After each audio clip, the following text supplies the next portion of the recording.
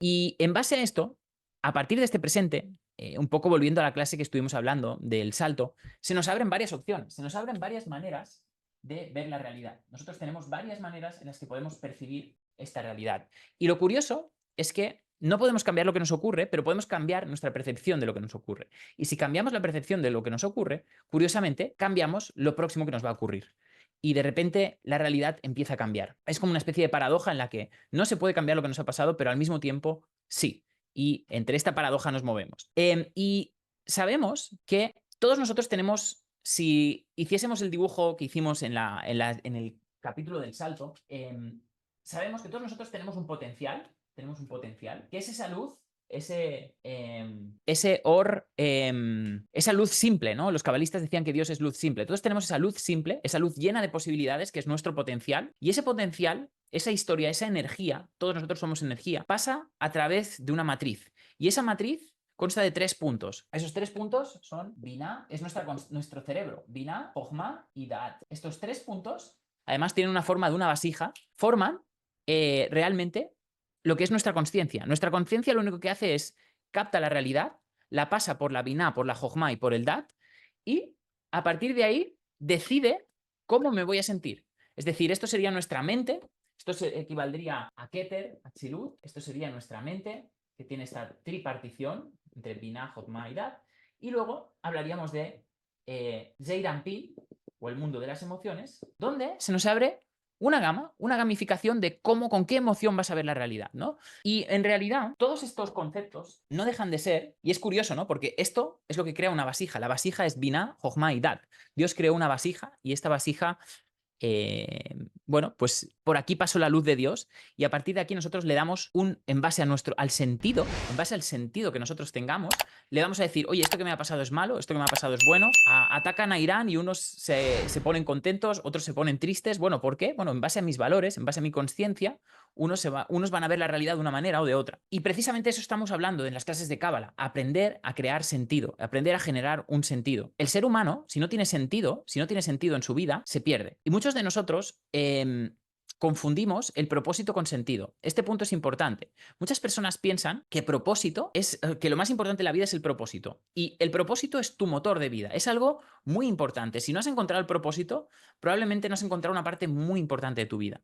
Pero no hay que confundir el propósito con el sentido de la vida. Son cosas diferentes. El propósito es algo que tú puedes hacer o que tú puedes dar por el mundo. Y todo el mundo puede tener un propósito. Ahora, imagínate que mi sueño es convertirme en un jugador de la NBA y nunca me acabo convirtiendo en un jugador de la NBA. Eso no tiene que ver con el sentido de mi vida. El propósito lo crea cada uno en base a lo que él quiere o cree. Ahora bien, el sentido de la vida viene impuesto. El sentido de la vida ya está fijado. ¿Y qué es el sentido de la vida? El sentido de la vida es, probablemente, por lo que sabemos, es aquello.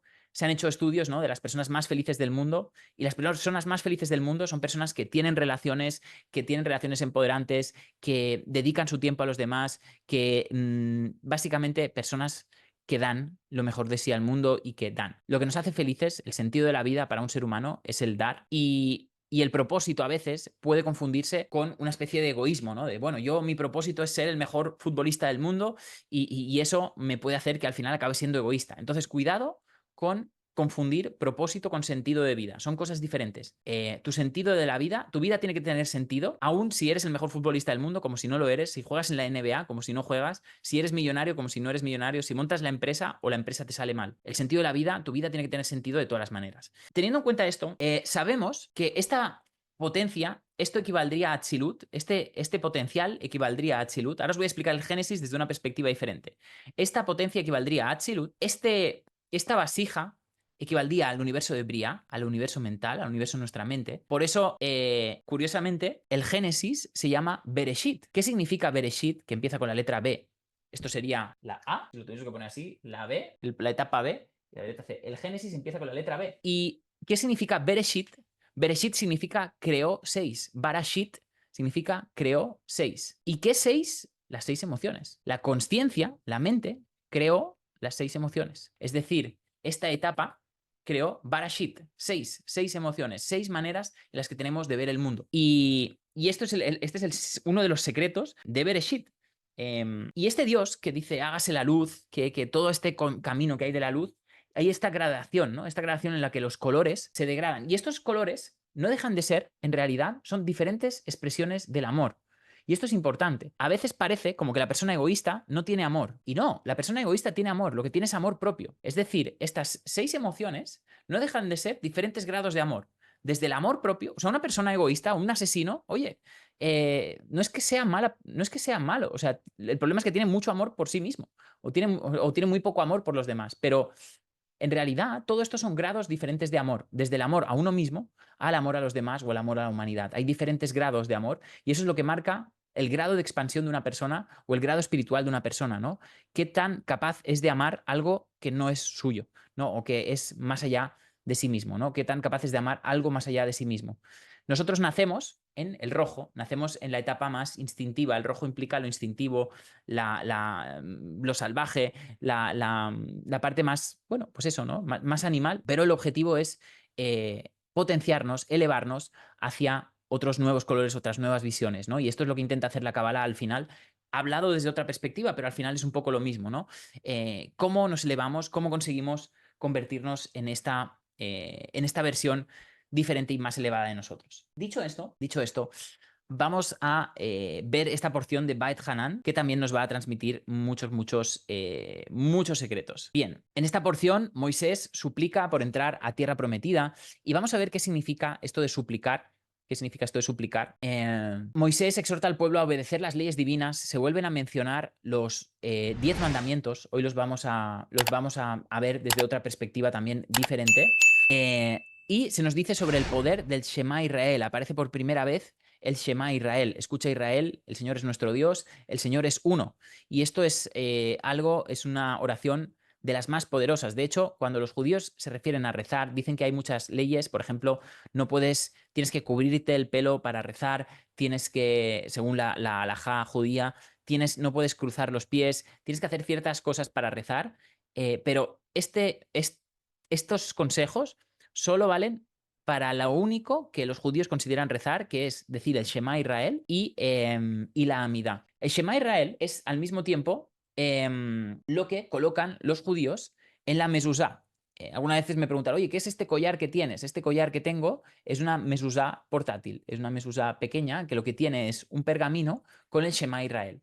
Shema Israel es probablemente una de las oraciones o la oración más poderosa del pueblo judío, ¿no? Shema Israel, Adonai Elohenu, Adonai Echad. Escucha Israel, el Señor es nuestro, el Señor es uno, ¿no? El Señor está con nosotros, el Señor es uno. Y esto es precisamente, pues bueno, uno de los conceptos más poderosos que además dice que, bueno, pues esta es una frase que podéis usar para cualquier tipo de protección, para cualquier tipo de bendición. La Shema es siempre algo muy positivo. Bien, entonces vamos a ver más cositas que tienen que ver, que se nos va a explicar. Se nos va a explicar cómo se hace o por qué se pone la mezuzá, también muy importante. Y bueno, vamos a ver muchas cosas relacionadas con todos estos temas. Bueno, sabemos que en esta porción lo que se nos explica es cómo, y en este libro se nos explica cómo volver a contar algo. ¿Qué tenemos que hacer para volver a contar algo? Porque existen leyes, maneras de volver a contar algo. Sabemos que el pueblo, y estamos en el libro de la manifestación. En este libro vamos a descubrir secretos muy grandes acerca de la manifestación y de los frutos del trabajo, ¿no? Los frutos, al final, es lo que determina, bueno, pues el fin del trabajo, ¿no? El fin de todo el trabajo hecho. Y dice, no entraron en la tierra prometida por la consciencia. De hecho, se sabía que en realidad podrían haber entrado, pero Moisés les dijo que no entrasen porque sabía que si entraban iban todos a morir.